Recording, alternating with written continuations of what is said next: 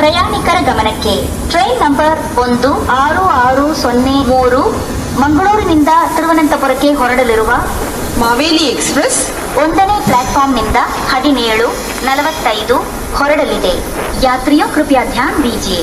गाड़ी नंबर 16603 अलपेट से होकर मैंगलोर से त्रिवेंद्रम तक जाने वाली Mangalore Trivandrum Maveli express platform number 1 से 17:45 पर रवाना होगी. Your attention